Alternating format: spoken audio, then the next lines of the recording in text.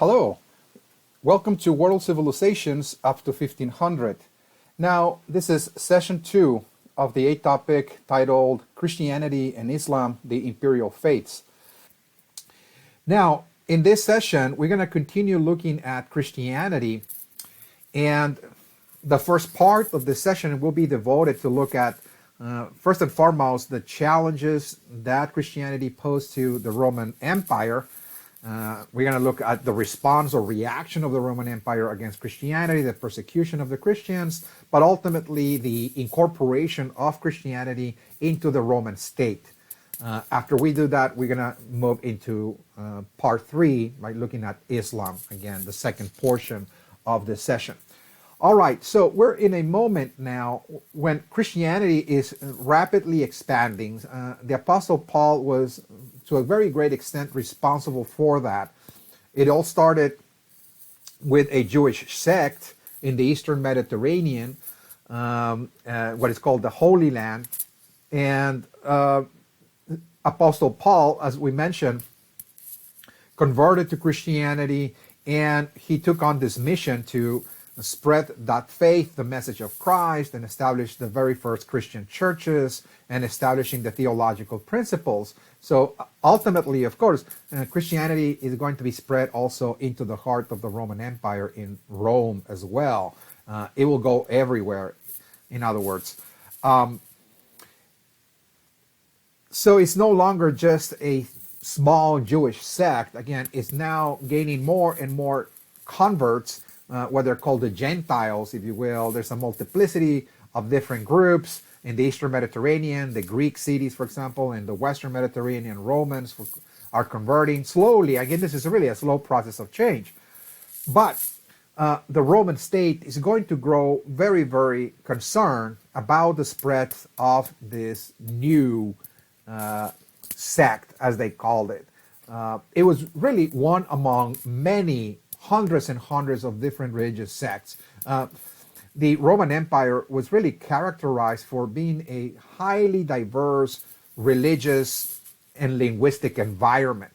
And there was really a multiplicity of different religious expressions and beliefs that really the Romans did not really pay attention too much, to all of those religions. Of course, there was an official religion that the Romans followed.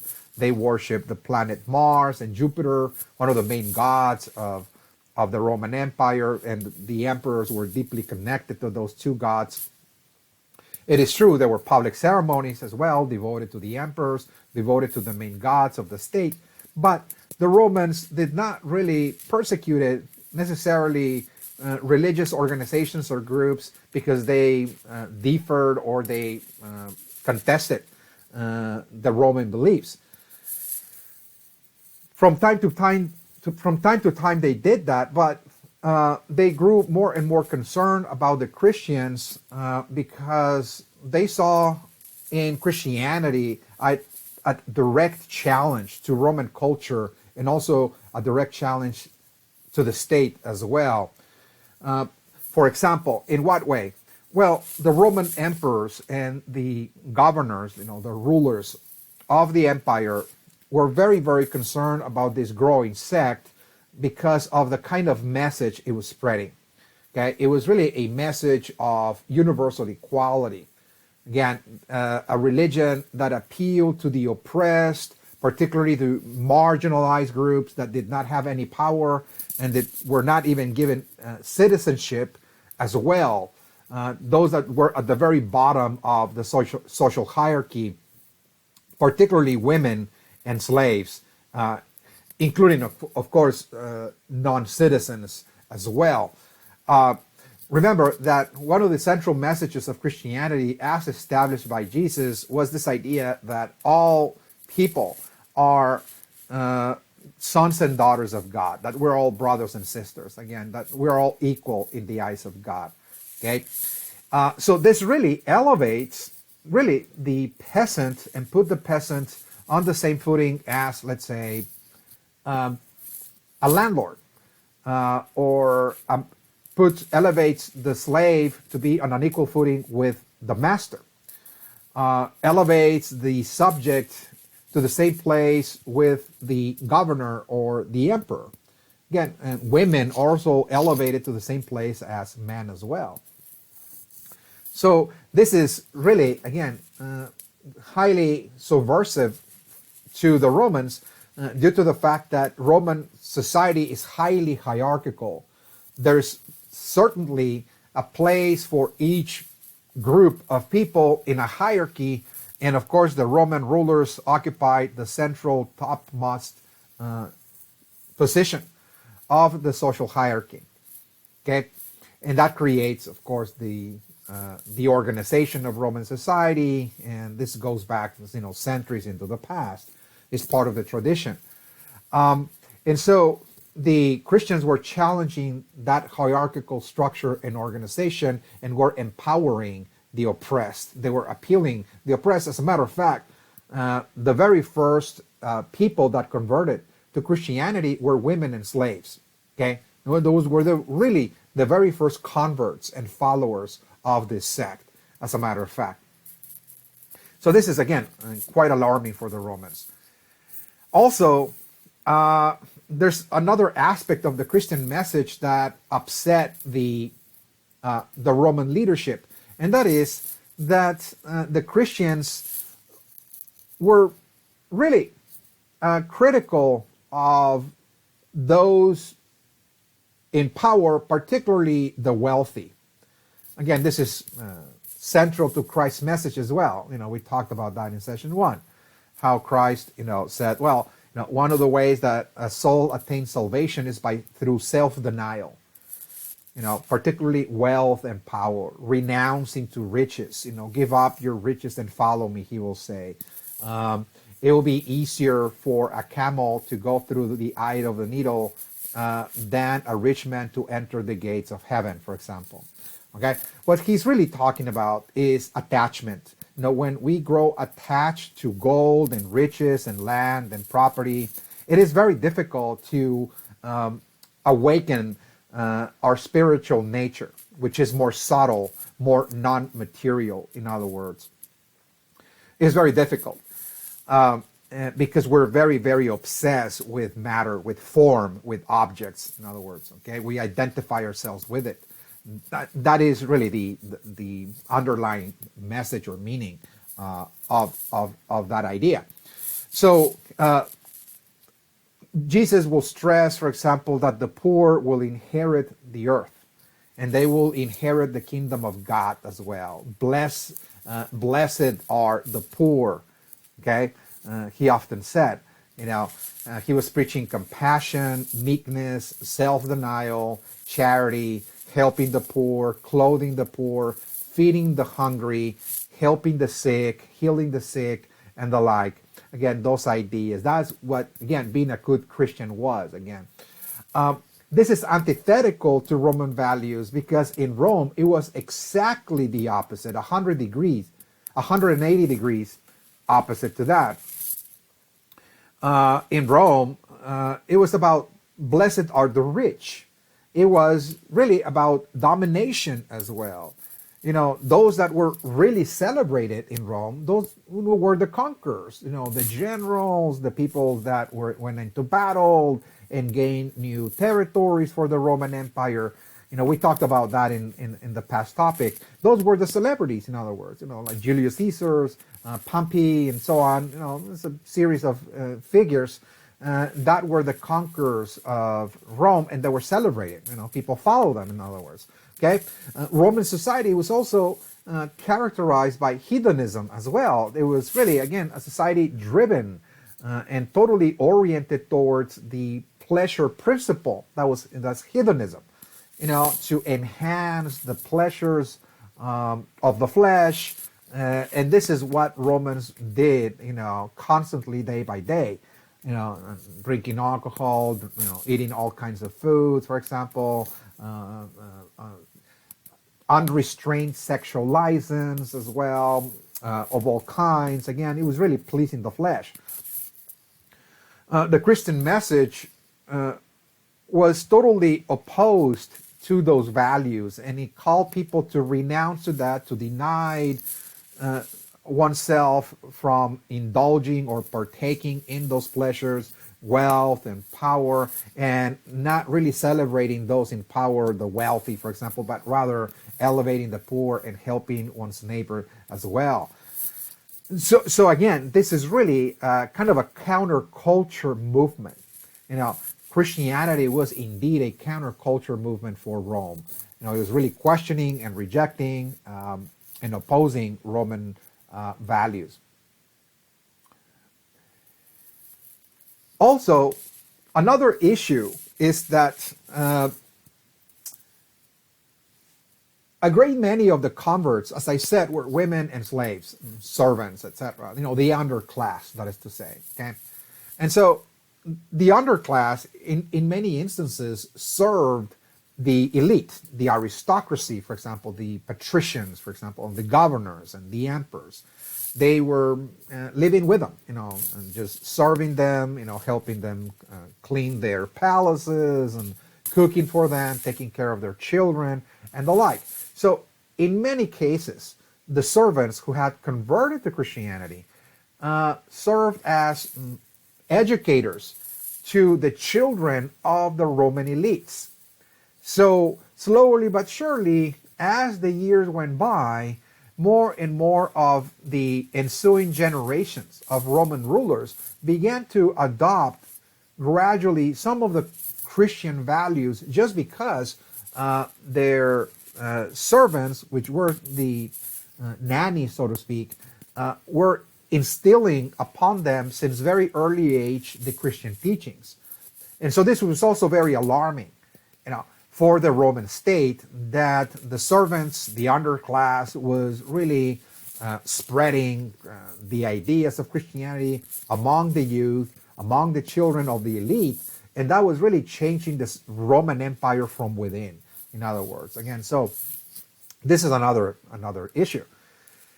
There were other issues that alarmed the Roman state, and that is that they heard rumors of the kind of rituals the Christians practiced. Again, there were no official priesthood per se. Those were Christian churches, and there were, in many cases, women in charge of congregations, because the vast majority of the converts were women. But they heard rumors that in those congregations, in those churches, there were certain rituals that were going on that were kind of alarming. They were misunderstood, because what they heard is that the Christians will often try to reenact what is called the Last Supper. Okay, the moment when Jesus dined with his disciples, the apostles, the last night before he was actually crucified, or arrested. And there was a certain ceremony whereby Jesus will say, "Oh, we're going to eat the bread." And he started really breaking the bread and saying, "This is my flesh. When you eat the bread, you're eating my flesh." Again, this is really symbolic, of course. That food is sacred, that God, or the essence, the divine essence, is in the food that we eat, that we must bless it, in other words. And as they're about to drink the wine, they will say, "Okay, bless the wine because this is my blood. You're drinking, my blood, the blood of Christ," and so on. Purifying the wine, so you're not just drinking for intoxication, but rather this is a ceremonial drink to create a spiritual moment of connectedness, and so on. Again, there's symbolism about that. So the Christians will often partake on that, and when the Romans heard that, the Christians are eating the flesh in rituals and they're drinking blood, they said, those rituals of communion is really just ritual cannibalism. They are indeed eating the flesh of babies, they will say. They sacrifice children, they will say, and wrap them in dough, and they extract the blood from the baby, they drink it in rituals, and then they cook the baby inside of this dough, and then they eat the flesh of the child, and so on. So it was very alarming. Again, so it was just misunderstood. Those were rumors. The Romans did not understand what was going on, that it was more symbolic, but they really believed that those were actually very horrific type of rituals. Okay, so it created a lot of suspicion, on the Christian community, that this was not an ordinary, normal sect, but it was, very destructive, very subversive, and it was bent on death and sacrifice and cannibalism, blood drinking, and the like. Again, there were other issues that alarmed the Romans, of course, and that has to do with the Christian eschaton, the end times as well. The promise that Christ will return for a second time, and there'll be a great battle between the forces of light and darkness and the end of the world. And then ultimately Christ will come and crush the forces of darkness and install a millennial Christian kingdom that will last for 1,000 years. So the Romans understood this as suspicious, bordering on revolutionary, that this was really a movement of the underclass, the poor, the slaves. Perhaps the slaves are preparing a rebellion against the Romans because they're expecting their Messiah to return, and they're going to be willing to fight and die, to be martyrs, to fight for the forces of light in order to bring about this millennial kingdom that will ultimately crush the Roman Empire. In other words, so they saw in those biblical prophecies, Christian prophecies, really a direct challenge against the Roman state. That what the Christians were really anticipating is the fall of Rome, Christ coming to earth to crush it, and then people dying, fighting the Romans, and ultimately bringing about a new society instead. So they were really, really concerned about those biblical prophecies. They were very uneasy about that. Last but not least, the Romans ultimately grew extremely upset at the Christians because the Christians refused to accept the Roman gods or partake in any of the public ceremonies to worship the Roman gods or even to worship the Roman emperor. Okay? The Christians did not necessarily reject the Roman gods. They didn't say that those were false. They said, no, those are real. But what they said is that those were actually demons. Okay, that all the Roman gods, all the different deities, gods, and goddesses that the Romans worshipped, that those were real. But they say those are actually aspects of the devil, in other words. Those are demons, in other words. And also because the Roman emperor claimed connections to the Roman gods. The Roman emperors were supposed to be demigods, descendants of Mars and Jupiter, etc. People every year had to worship the emperor at the moment of his birthday.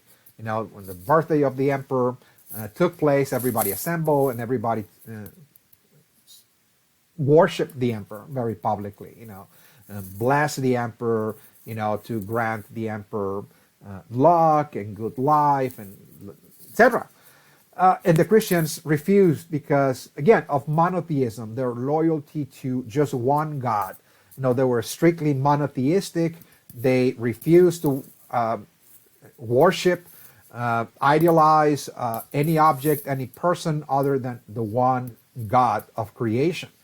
And so this really was the straw that broke the camel's back. Again, the refusal to worship the Roman emperor was considered an act of treason, an act of rebellion, in other words. Okay, that only rebels and revolutionaries that want to destroy the state refuse to acknowledge the sanctity of the Roman emperor and the Roman gods.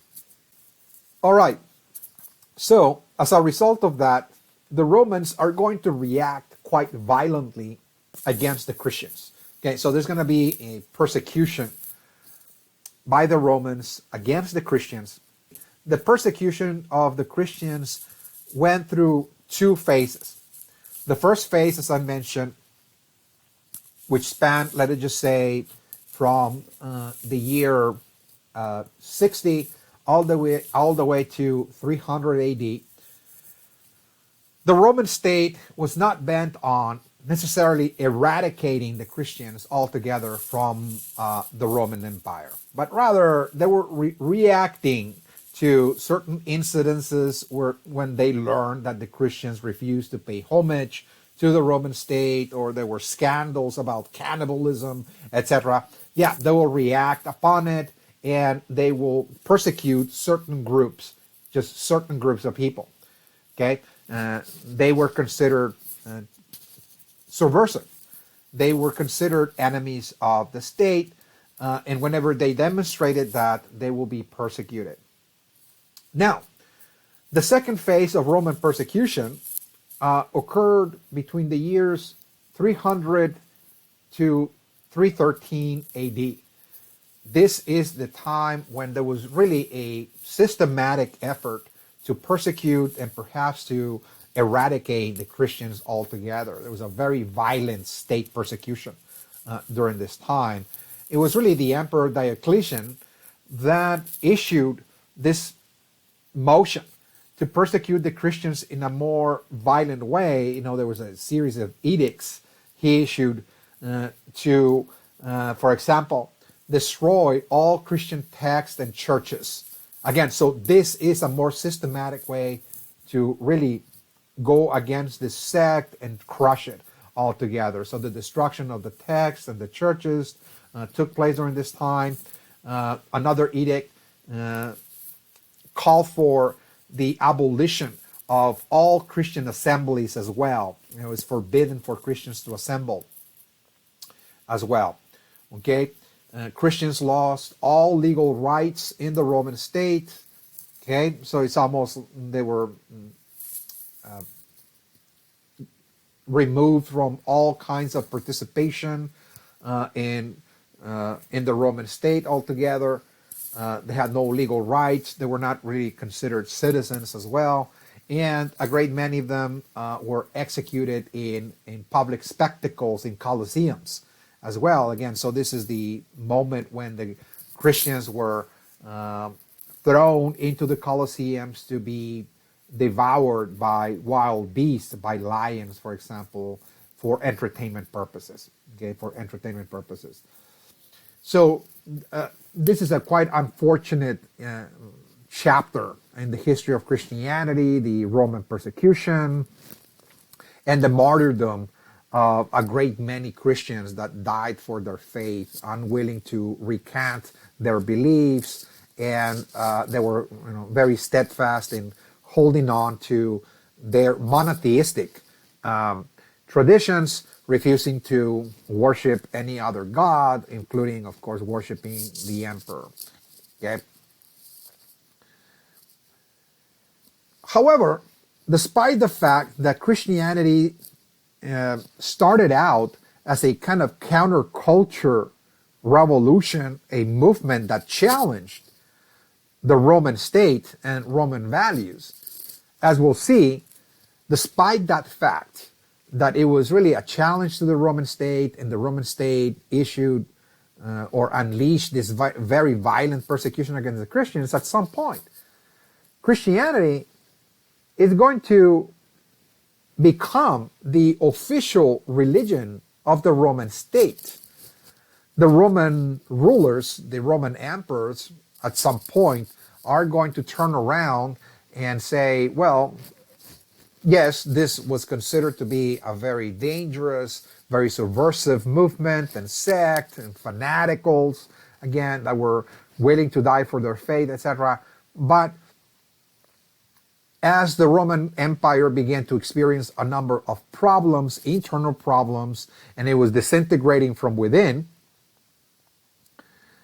and as more and more people within the Roman Empire began to convert to Christianity, the Roman rulers saw in Christianity perhaps the answer to the question of how do we really maintain power? How do we keep the empire together?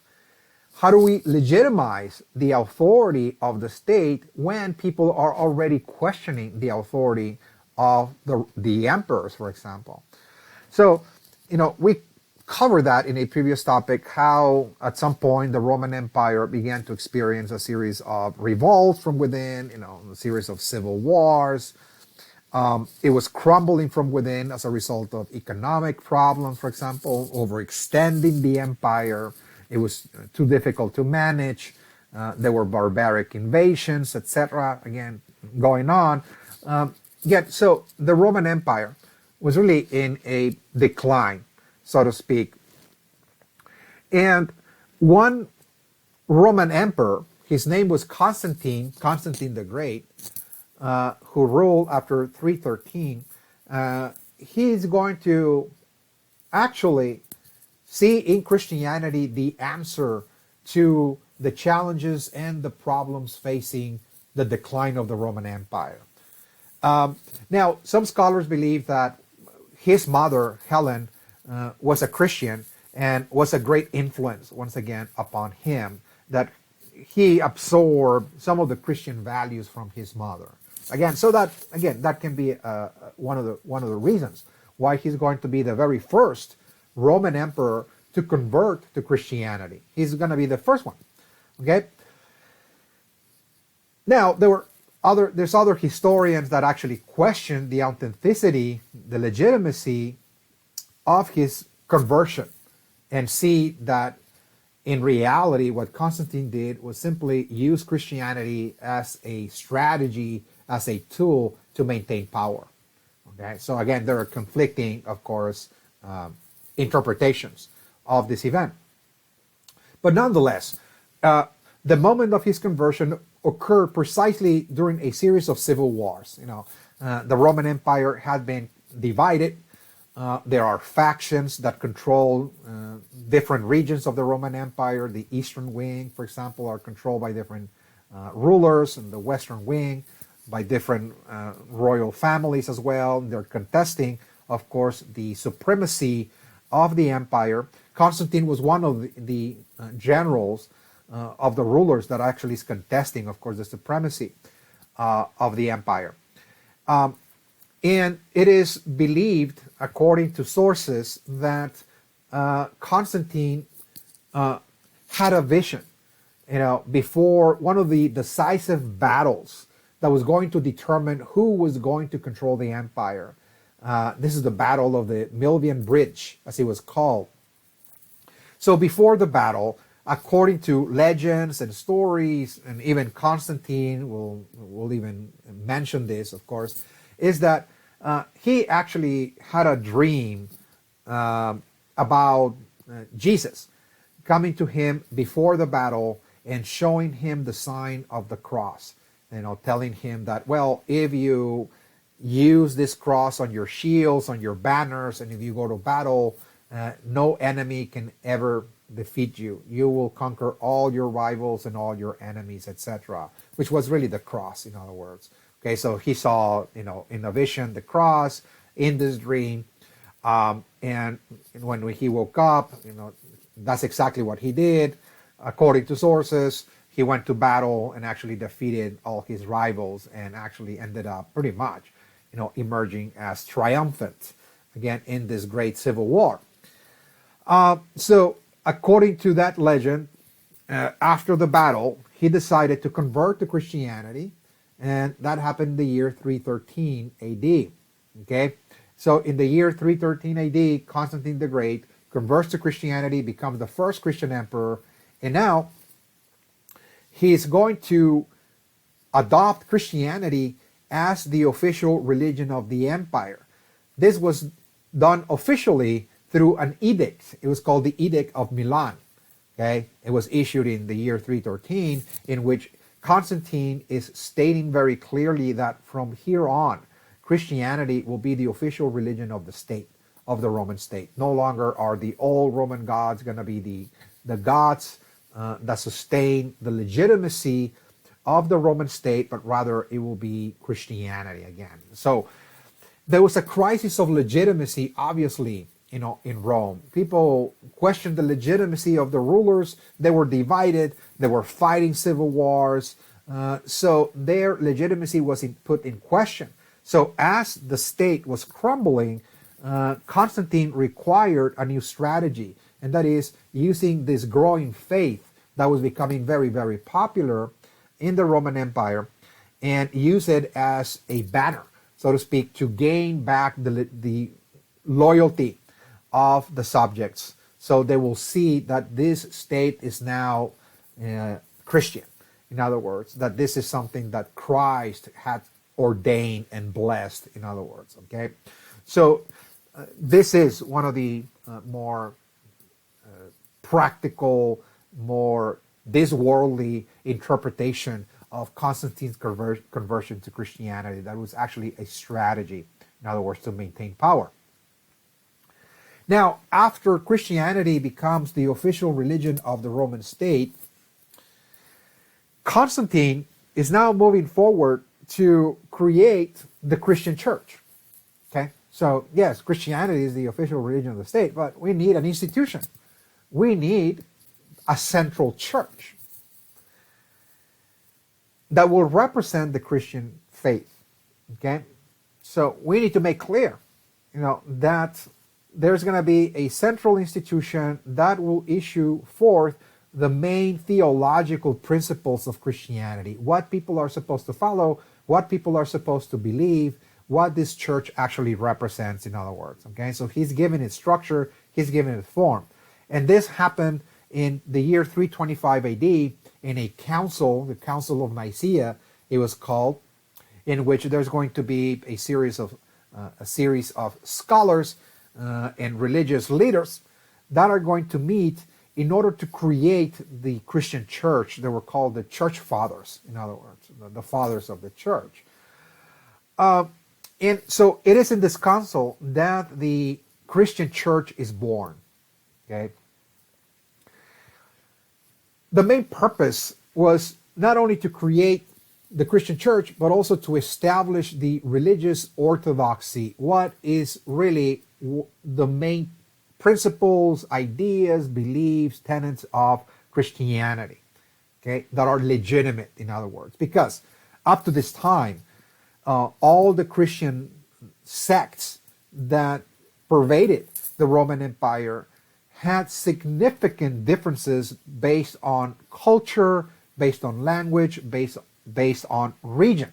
There was not a uniformity, so to speak, that you will find across the empire, whereby all Christians were following exactly the same principles, in other words, okay? There were significant variations. So what this church is attempting to do is to create uniformity, what's called orthodoxy, orthodoxy, okay? So what it was established by the Council of Nicaea is that the church was created by Christ. Okay, so this is not something that is created in the year 325, but rather, Jesus Christ created the church.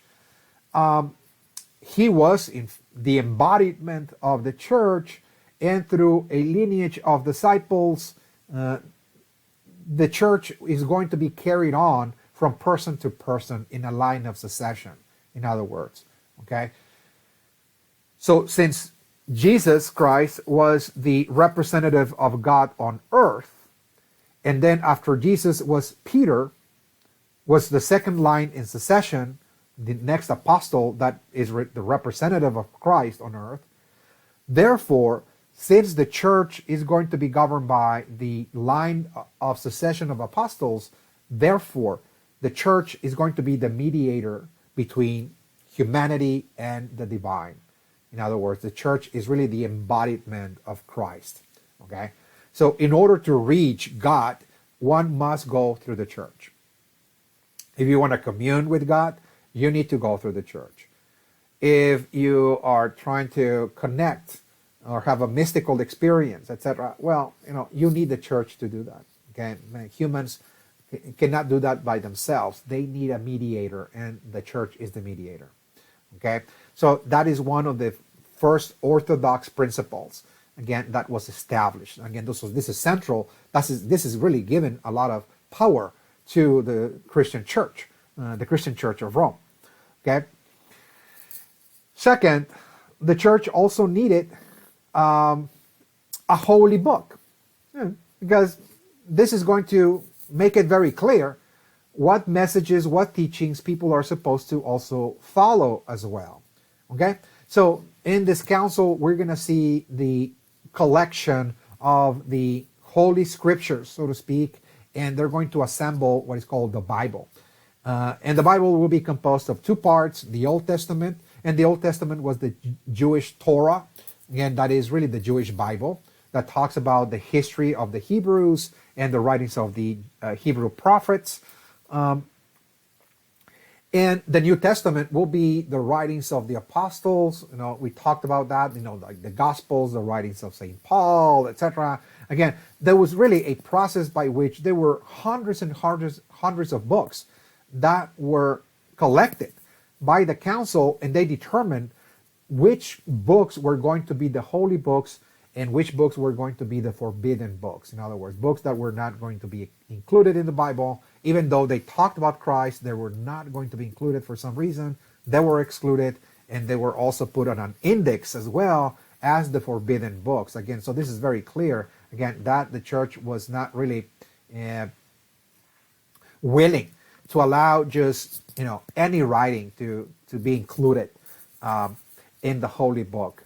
There were significant writings of apostles and people who was with Jesus that the church fathers excluded for some reasons.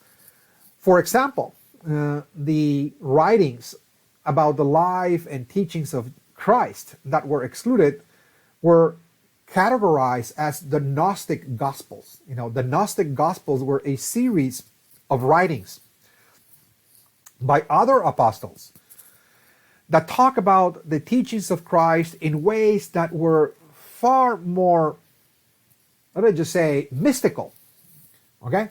More otherworldly.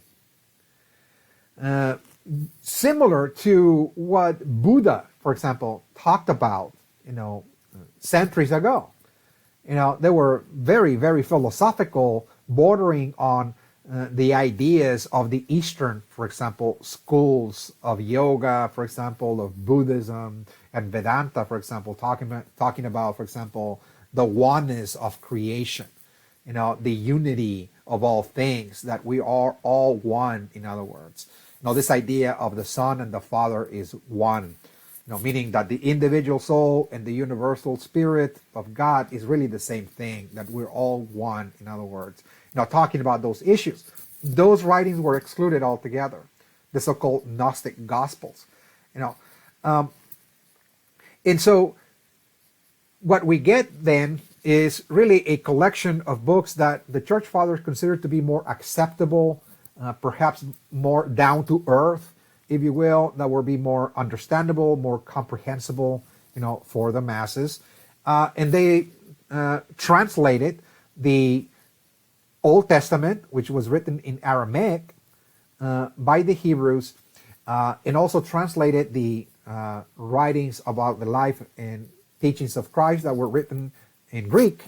They translated all of that into Latin, and they, again, produced what is called the Christian Bible. Okay. Now, of course, as this council is proceeding to create the church, the orthodoxy, what the church is about to do, in other words, look, we're going to be the mediators between the divine and humanity and so on. Now, this is the Bible, the holy book, and so on. There's going to be a great debate. Of course, there will be significant number of Christians that are not going to accept this Christian church as legitimate. Precisely because they contested the notion that Christ came to earth to establish a church.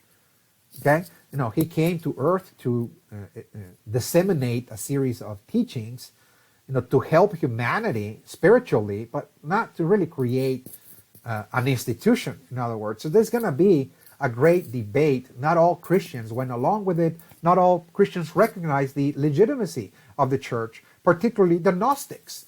Okay? There were Christians that called themselves the Gnostics, in other words, that really believed that it was not necessary to have a church, and in fact, that the people that were creating the church, that claimed to be the descendants, the heirs of this line of succession of disciples going back to Peter, that was not a legitimate lineage, in other words, okay? Now, those were not really legitimate apostles of Christ, in other words. The Gnostics rejected altogether that claim. So there's going to be really a confrontation among the Christians between the Gnostics that rejected the church and also the Orthodox faction. The Orthodox faction is the faction of Christians that says, no, this is a church created by Christ, is legitimate, and we should proceed forward with it, in other words. Again, so there was a great debate, okay, and a great dispute. Because of this great debate, after this dispute was settled by the Orthodox group winning out this dispute, they established the Orthodoxy. They said, no, this is the legitimate Church of Christ, and we're not really backing down. We're moving forward with it.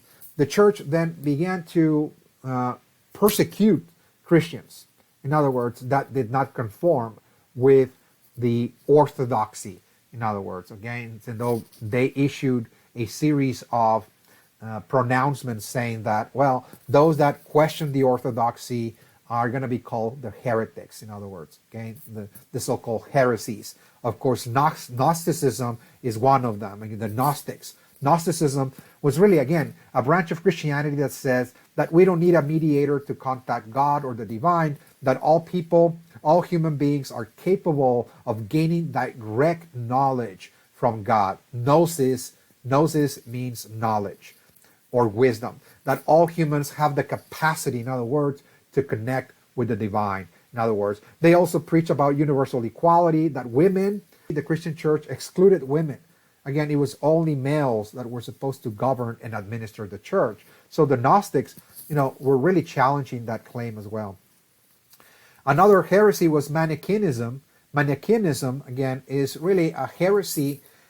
There's a branch of Christians that actually believe that, very consistent with Zoroastrianism, that in the world there is God, but this God that created the world has an opposing force, Satan. So in reality, God is not that all powerful, because there is an opposing force that still creates problems and destruction in the world. So therefore, we do have a dualism in the world, So again, by questioning the supremacy, the power of God, were considered also heretics, and they were persecuted as well. So the Gnostics and the Manichaeism, as they were called, were persecuted by the church initially. Now the church is going to adopt the Roman bureaucracy. As it proceeded, is going to really mimic and resemble, in many cases, the Roman imperial structure. When you look at it, for example, at the very top of the church, we have the Pope. The Pope becomes like the new Caesar. The Caesar is really the title of the Roman emperor. Pontifex Maximus, the highest chief priest, for example. Again, this was very consistent with the way the Romans governed the empire. Again, those were, Caesars, governing for life. The emperors that were considered divine as well, and the Pope takes many of those attributes. The place where the emperors lived is called the Basilica.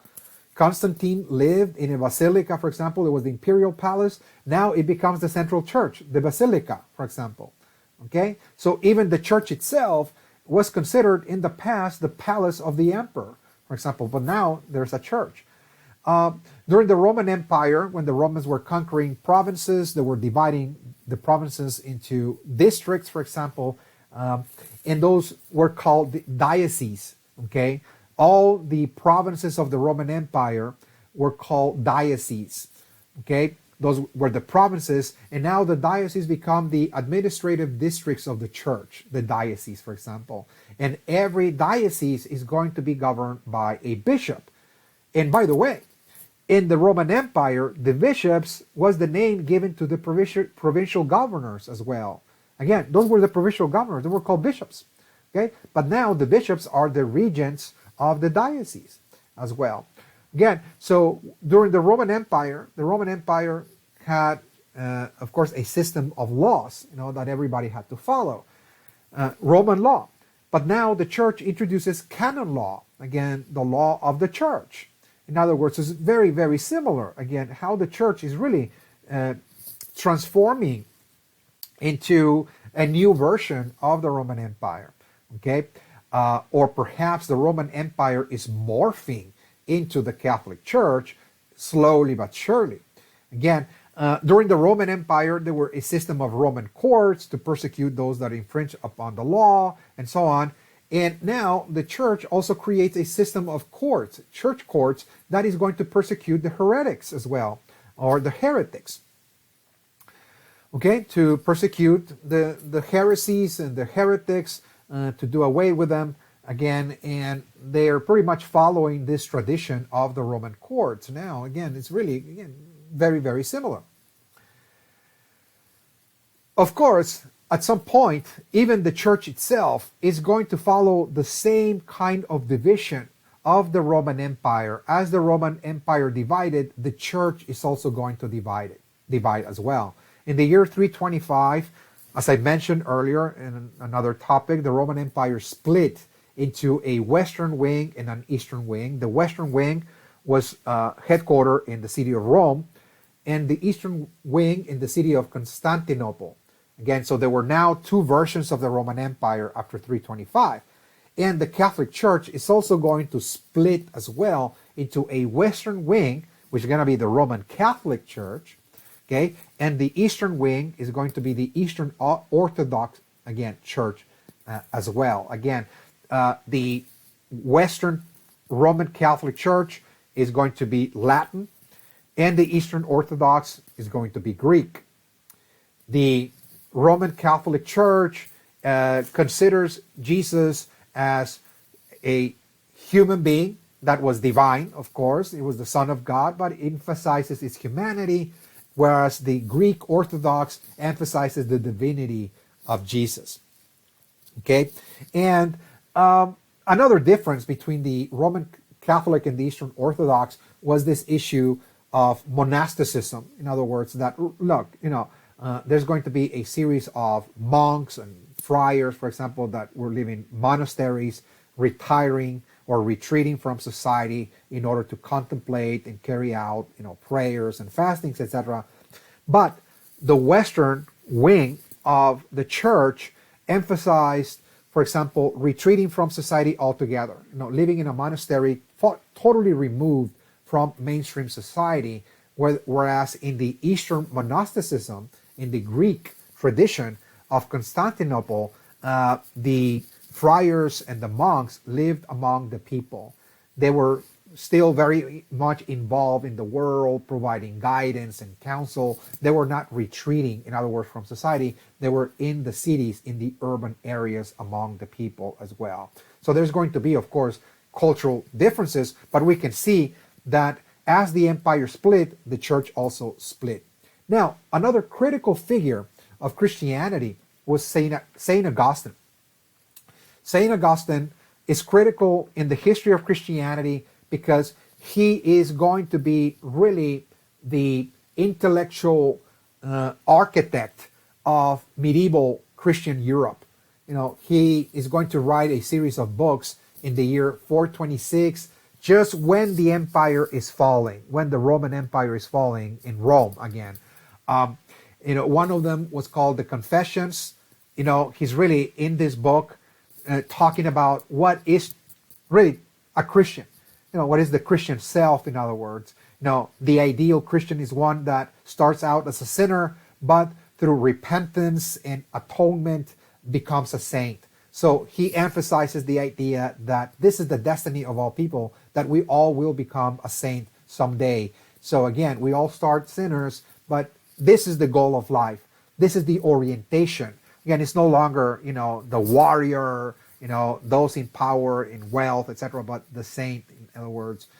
The City of God is another book he wrote in which he's really talking about the creation of a new society, a Christian utopia.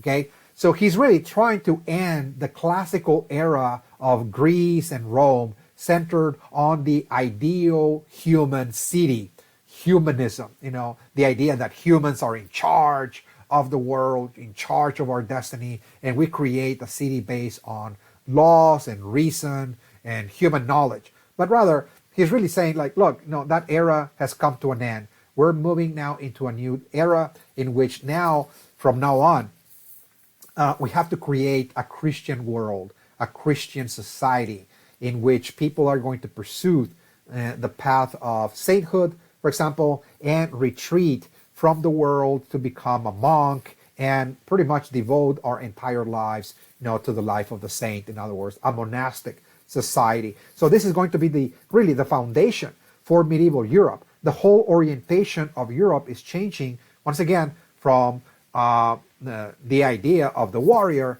to the idea of the saint and creating a Christian world, in other words. Okay, the Roman Empire will collapse, and as we'll see, the Church of Rome is going to remain standing, and it is going to become, in many cases, the new Rome again. So the Roman Empire is morphing into this institution, so to speak. In the year 450 AD, the Roman Empire collapses as a result of a series of invasions. The Germans invade the Roman Empire and collapse in Rome. But what remains, of course, is the Roman Church. And the Roman Church is now the new authority of Rome. It's no longer the empire, but rather the church, and is now trying to spread Christianity far and wide across Europe to create an empire of the faith, in other words. Okay? Now, in this empire of the faith, the church is now the new power in Europe. It is a corporation that is allowed to own land, is tax exempt, and is never to end. Again, is perpetual. It has a life term, for example. It will exist forever. Again, that's really a corporation, in a certain sense. It's in charge of education. In Europe, all education is in the hands of the church as well. Okay, and is trying to evangelize all of the populations of Europe that are considered pagan.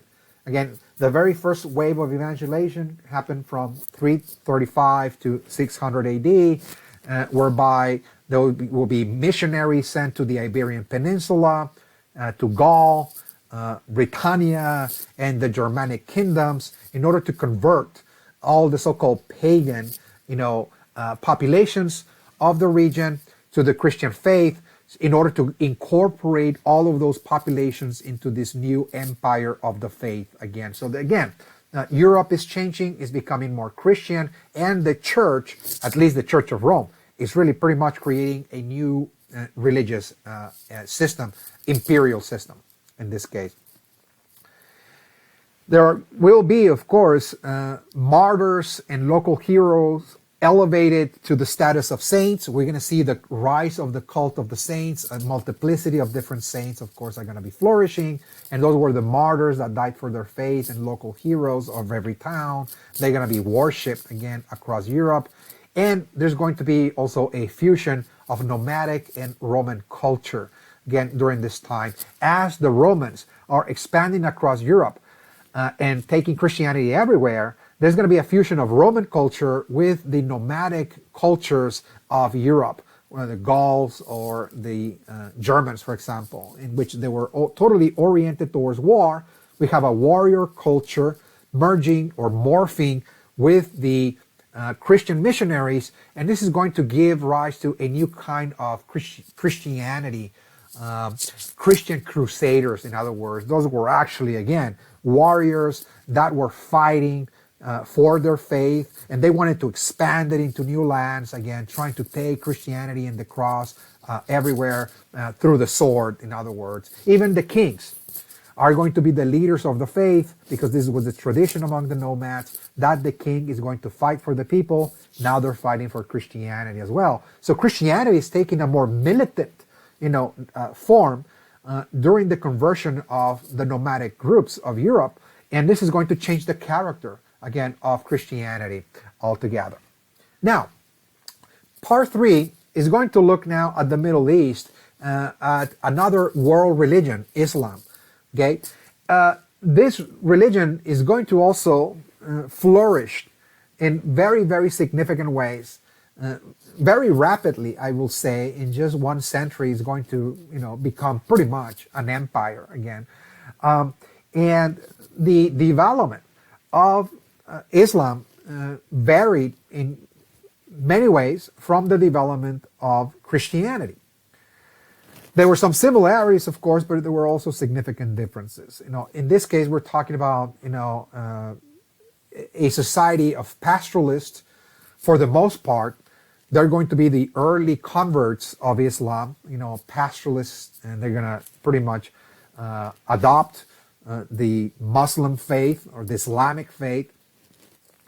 And very rapidly, they're going to be expanding across the Middle East and creating a series of empires based on this idea of the caliph, again, of the godly community, as it was called. All right, so let us get started by looking first and foremost at the geography and society of the Arabian Peninsula, right? This is going to help us understand the context from which this religion was formed and how it was able to spread quite rapidly, across the region. First and foremost, the Arabian Peninsula was really situated in the very middle between two great empires. To the east was the Persian Empire, and to the west, the Byzantine Empire. That was the eastern wing of the Roman Empire, the Byzantine Empire. So again, it's pretty much in the very middle of that, and it was really on the fringes of both of those two empires, and in many cases, they were caught in many instances in the middle of the crossfire between those two empires that often wage war upon each other. The Arabian Peninsula also consists of deserts for the most part, again, as you can see in this map. Again, so it really consists of deserts, and of course the coastal areas are going to be the areas where the most important urban centers are going to form. Again, the coastal areas, we're going to see, of course, the formation of important cities that will be the hubs of international trade. Those were actually ports, and those will be actually, commercial crossroads. To say the least. Not only are those cities considered to be commercial crossroads, but the entire Arabian Peninsula is going to be also a crossroads of networks of trade that connected, on one hand, Asian merchants coming from China, bringing in silks, for example, also Indian merchants bringing spices as well, crossing through this area in other products as well, and also connecting to the west, Egypt, for example, in Northeast Africa, and also the Eastern Mediterranean and Eastern Europe. Again, so this was really a place where we're going to see, of course, a great flux of commercial exchange, and the commercial networks, particularly the coastal area, the ports, are going to be centers from which there's going to be the presence of foreign groups, foreign merchants that are going to be bringing not only commercial products, but also foreign ideas as well, foreign cultural ideas. So what this means is that the Arabian Peninsula was not really isolated from the rest of the world, but rather it was in the very middle, if you will, between East and West, Western powers, but also Eastern and Western mercantile empires as well. And as a result of that, we're going to see not only commercial activity, but also great cultural exposure as well. Foreign ideas, foreign religious ideas particularly, are going to come into this region again as well. In terms of the geography, the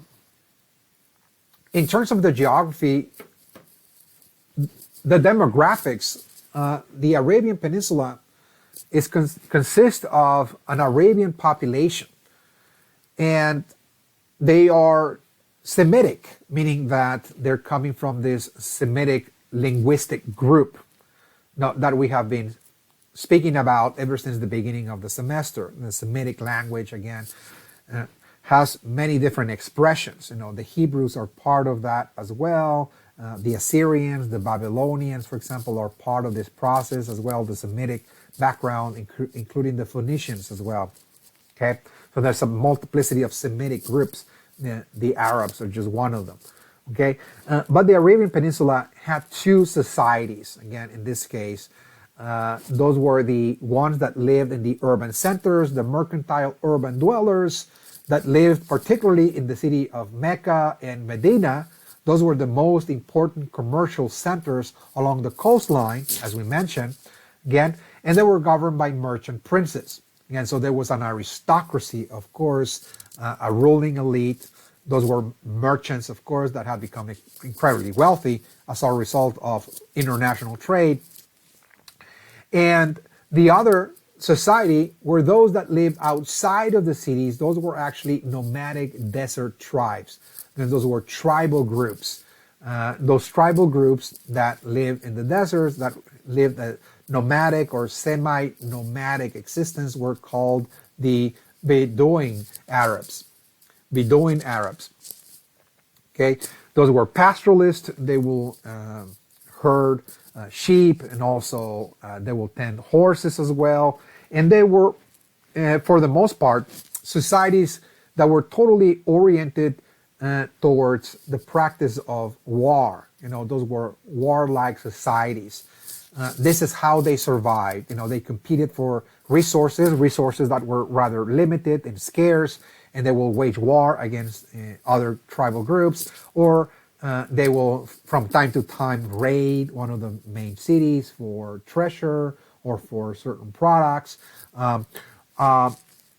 or they will raid caravans. Again, those were merchants carrying products on camels, for example, and they also raided those caravans as well. Okay, they lived by a tribal code. It was called a tribal humanism. The tribe was really the unit of society. This is a king group. Again, a tribe is larger than a family, but smaller than a clan. Again, that's what a tribe is. They're connected in familial connections. They have a patriarch. Okay, and the patriarch is, of course, is the father figure, the ruler of the tribe, and everybody follows the patriarch. And the patriarch is in charge of the warriors at the same time. She's the commander in chief of the warrior class. And there are oaths of loyalty. Again, the tribal code, again, calls for loyalty to the members of the tribe, not only to the patriarch, but to each other, to keep the tribe together. Oaths of loyalty, courage, manliness, for example, and so on. Again, that keeps the tribal group together. Again, this is pretty much the kind of legal system that those tribal organizations, those tribal groups live by. Now, the Arabian Peninsula also, as I mentioned, is not just going to be a region that is going to be inhabited by just a monolithic group of people, but rather there will be great diversity also of beliefs as well. Okay, in the Arabian Peninsula, we also see the presence of Jews as well. They carry with them their legacy of Judaism. Other people practice Zoroastrianism. There are also Christians living in the Arabian Peninsula, and there are people that do not ascribe to any of those religions, but rather they worship a number of local deities as well. Now, what's very significant to note here is that the merchants play a very key role. The merchants play a very key role in the Arabian Peninsula because they are not only the ones building and creating wealth, but because they travel quite a bit. They travel in caravans to other cities. They travel to other ports. They travel outside of the Arabian Peninsula altogether to carry goods and so forth. They're exposed to other ideas.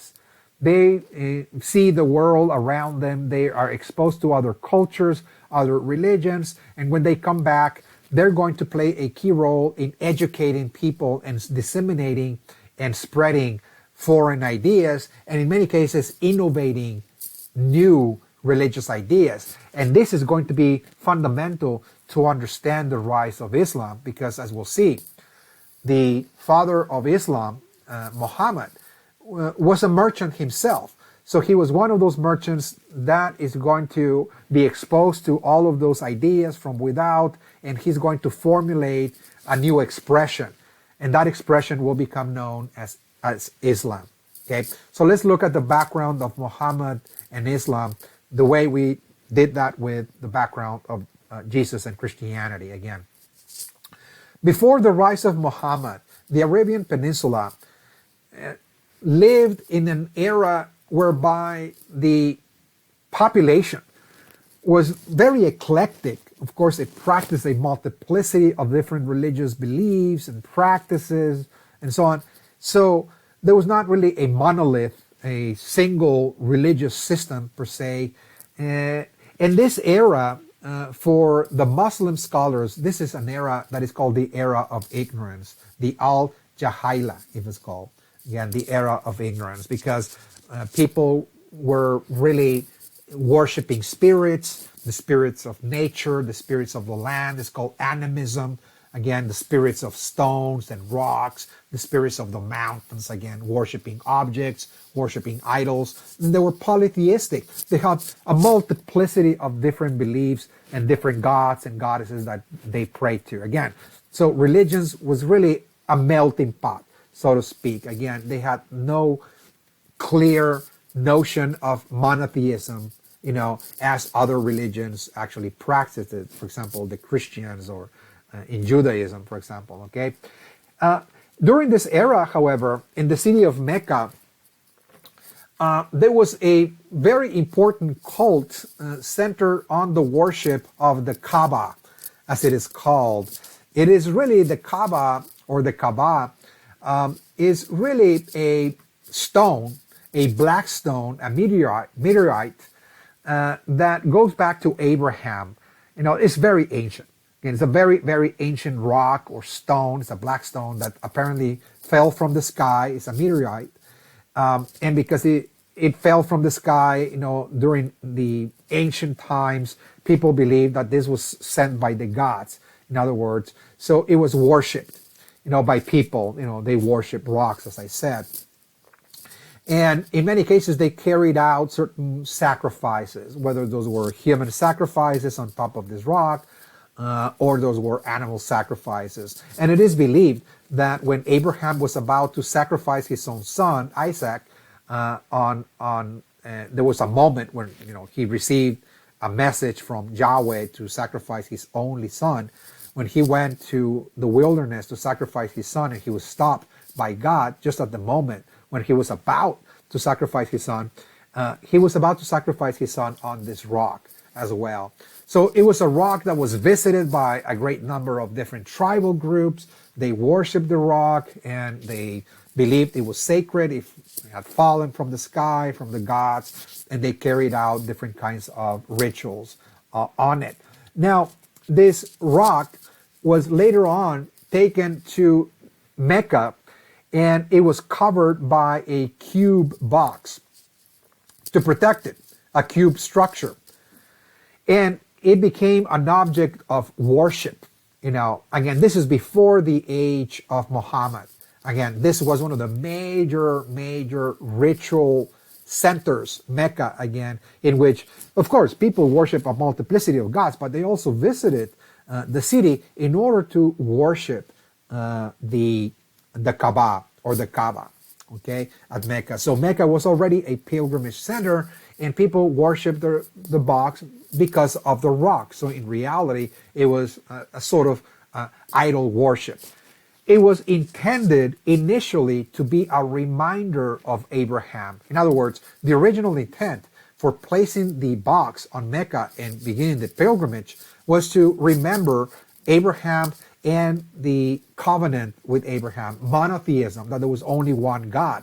Initially, that was the original intent, but over time, people forgot about monotheism and they just started pretty much worshiping the box and the rock because of its magical qualities. It's called animism, in other words. What you are actually just doing is just, you're worshiping the object, in other words, okay, believing that it has powers, etc.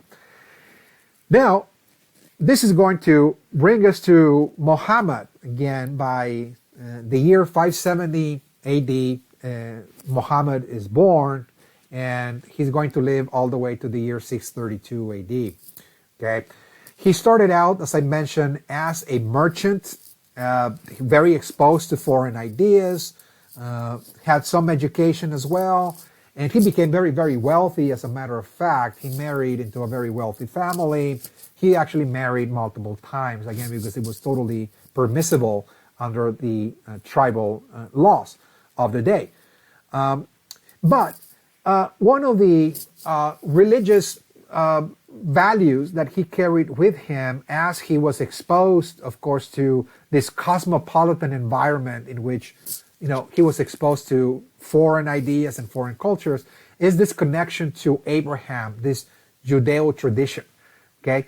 That he really was very fond of monotheism and the Judaic tradition as well. Again, so he was highly influenced from that tradition, the Abrahamic Judeo tradition.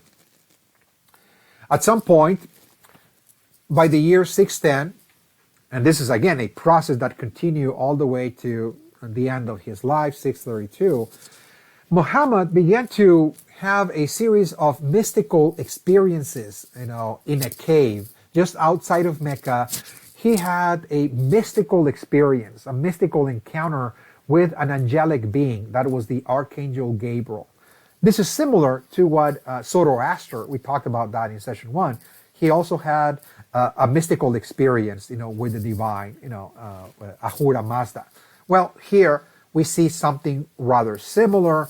There is an angelic being that appears before Muhammad, and he's really delivering a series of messages and visions, communicating certain information for a number of years, and this is going to give rise to the very, very initial principles, teachings of this new religious expression. It was not considered to be totally new, because what Muhammad interpreted from all of this is that he was believed to be just the last prophet of this very ancient lineage of prophets going back to Abraham. Okay, so this is not necessarily something new or different, but rather this is just the continuity of this long succession of prophets that started out with Abraham, Moses, all the other prophets of the Old Testament, for example, Jesus, and now Muhammad as well. So he seems himself connected with this lineage, and this new religion will simply be a new chapter of Judaism and Christianity as well, a new revelation added to that, in other words. Okay, not a total replacement of those religions, but rather this is just simply the continuity, a whole new chapter, again, on this series of world religions, so to speak. And the revelations that he received after a number of years from the Archangel Gabriel will be written down, not necessarily by him, but by his assistants that were with him, and they're going to be writing down everything that he was uttering from his mystical experiences. He was in a state of trance, and other people were writing, of course, the revelations, and they're going to be compiled into a book called the Quran. And the word Quran in the Arabic language means the revelations, as a matter of fact, and they're going to become known as the Holy Book of Islam. Okay, the Holy Book of Islam. Okay, so what are really the main takeaway, so to speak, the central teachings of this new religion that will be called Islam? Okay, first and foremost, what Muhammad is really revealing here is the notion, once again, that there's only one God in the universe. You know, this idea of monotheism. So he was already highly influenced by this tradition going back to Abraham, but he's really connecting with that tradition and stressing it even further, saying, indeed, there is only one God, in other words, okay, just one God. Okay, rejecting animism, rejecting polytheism, the beliefs in different gods and goddesses and spirits altogether. The idea that, well, what this God really wants from us is to surrender to him, you know, to surrender our will to God. So we actually carry out God's will, okay, to put aside our own, you know, our personal limited self, and indeed surrender our lives to this one infinite creator, in other words, okay? There's also in those revelations in the Quran, you know, the idea of a moral code as well. Once again, this is really central to pretty much all religions, and that is particularly the religion that we're studying, you know, the world religions, that there is a teacher, prophet, enlightened being or sage, a philosopher, if you will, that is presenting a new moral code to uplift, again, humanity from the state of barbarism to a state of nobility. In other words, to awaken the angels, the better angels of ourselves, and to live according to a more spiritual nature. Okay? So there's a moral code of behavior. This is the way people are supposed to behave as well, you know, not harm other people, you know, be compassionate, you know, charity, and the like. Again, there's a new moral code. Also, what is being stressed here is the idea of the godly community, a community of believers, that people need to come together and live by the new principles, the new moral code, an Islamic community, in other words. Again, this is a community that transcends tribal affiliations and identifications. This is not a message to be given to just one group of people, to one tribe, but rather to all people. And that regardless of your ethnic background, your linguistic background, and so on, that people can actually come together. And because they all believe in the same supreme being and follow the same moral code, that you can create indeed a new religious community. Once again, so we see the formation, again, of new communities, how religion is serving to create a whole new society, a community, again, of the faithful, if you will. This is something that that Muhammad is going to stress again in this new revelation. Now we have ran out of time. We have reached our time limit for our second session, but when we come back, we will continue looking at part 3. We will look at Islam, of course, the later years of Muhammad, as he's really establishing the main principles of Islam, his exile from Mecca, and the creation of the very first caliphate. And then after his death, we're going to see the split of the Islamic world into different sects and how they're going to battle with one another. There will be a civil war, and eventually we're going to see the creation of the caliphates and the Islamic empires.